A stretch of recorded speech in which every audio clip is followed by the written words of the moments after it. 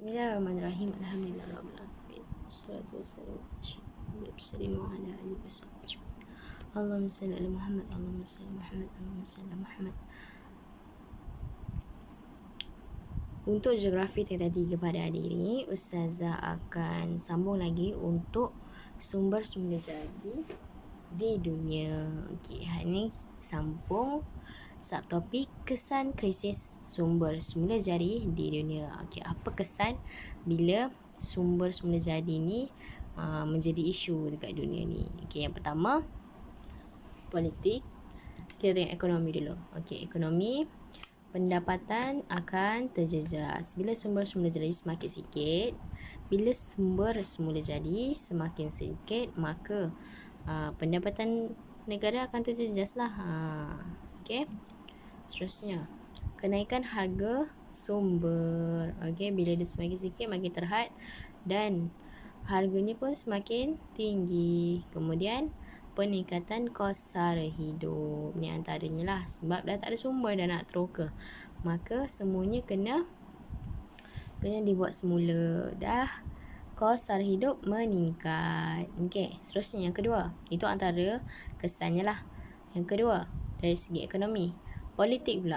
Ya, kita tengok perebutan kawasan dan konflik politik. Ini kawasan. Perebutan kawasan dan konflik politik. Sebab apa? Semua nak tempat-tempat yang banyak sumber kan. Sedangkan sumber semakin sedikit. Okey, seterusnya. Yang ketiga, masyarakat.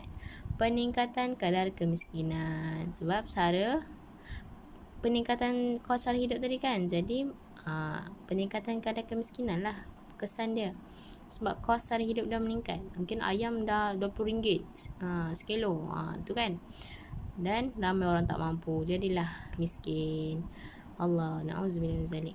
Kemudian peningkatan kadar kebuluran. Okey. Sebab dah miskin jadi kebulur. Okey, seterusnya masalah jenayah dan sosial. Okey, dia dah segi.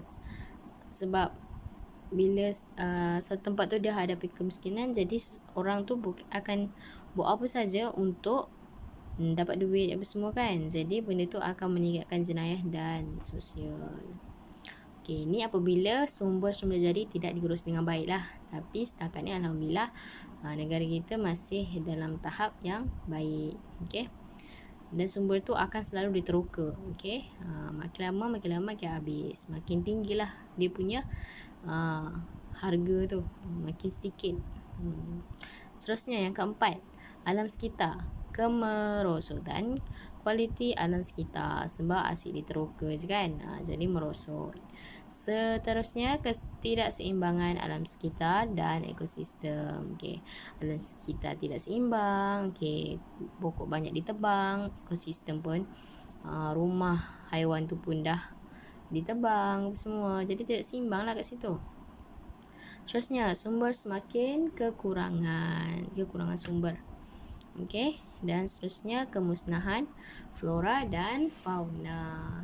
Okey, bila sumbernya dekat mana? Dekat banyak tempat. Khususnya dekat contohnya yang ada sumber apa? Kalau sumber minyak dekat ni lah, dekat laut. Kalau sumber mineral dekat mana? Ada tempat-tempat dia. Jadi kalau kita nak teroka sumber tu kena musnahkan lah kan. Tapi kalau sesuatu yang macam haram, dia tak akan ada proses pemuliharaan. Maka benda tu akan habis macam tu je. Na'udzubillah min zalik. Okey, sampai sini saja. Maka jagalah bumi kita. Semoga kita, anak cucu kita pun nanti dapat merasai sumber-sumber semula jadi yang ada dekat dunia ni. Okey. Terima kasih. Assalamualaikum.